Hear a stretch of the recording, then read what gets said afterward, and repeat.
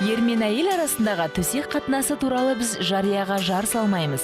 Себебі ол жайында әңгіме етуді ұят санаймыз. Әңгіме етпек түгілі түрлі роликтерді көруге қысыламыз. Жалпы төсек ләззатын сезінуге ұмтылу қаншалықты ұят? Бізде қалай ұят дейді да жауып тастайды, немесе болмайды деп түсіндіреді болды. Неге болмайды? Не үшін болмайды? Болмайды деген нәрсе адамды одан сайын қызықтырады да. Жариялап өзімізді де, тәнімізді де, жанымызды да жалаңаштауға біз тиіспіз ба?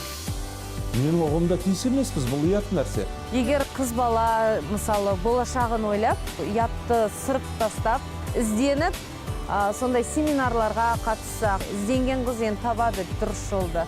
Қыздың ең бірінші тәлімгері ол анасы.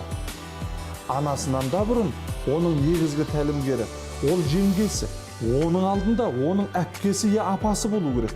Сонда бір қыздың өзіне қаншама тәлімгер тұр. Міне осы мектептің барлығынан қыз өту керек. Біздің қыздарымыз бұдан өткен жоқ. Бізде ондай мектептердің барлығы жойылған. У нас разные темпераменты. Әркімде әртүрлі темперамент. Еркек пен әйелдің сезінуі де әртүрлі. Бұл үлкен ғылым. Сондықтан адамдардың танымы, білімі артуы керек. Мені неге тастап кетті деп уайымдап жүреді. Себебі олардың темпераменті әртүрлі болып, сай келмегендіктен. Жыныстық қатынас әйелдер үшін маңызды. Егер ол ләззат алса ғана. Әйелдер жыныстық қатынасқа түсіп, бірақ ләззат алмауы мүмкін.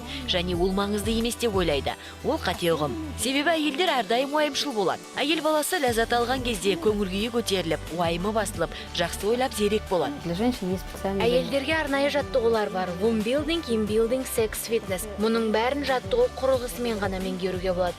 Осы жаттығуларды толық меңгерген кезде оның қалауы ашылғанын маңайындағы еркектердің бәрі сезеді.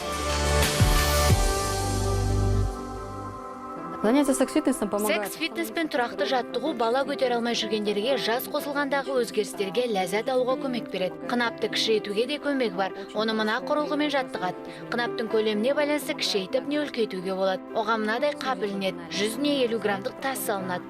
Егер бұлшық еті әлсіз болса, онда тассыз жасайды.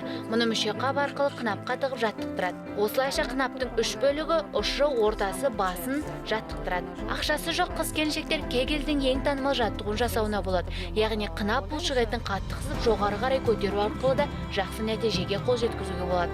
Қынаптың кішірейгенін не әлсіздігін саусағыңызды астыңызға тығып қысу арқылы білуге болады. Мужчины зависят. Әйелдің ләззатты сезінуі еркекке байланысты деген ұғым дұрыс емес.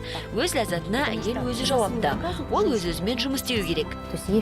Сондықтан әйел өз үшін ләззат алып үйрену керек. Егер сен ләззат ала алмасаң, азаматың толықтай қанағаттанбай қалады. Филяция техникасын жасауда өзің ләззат алсаң, ер азаматың 2 есе ләззаттанады.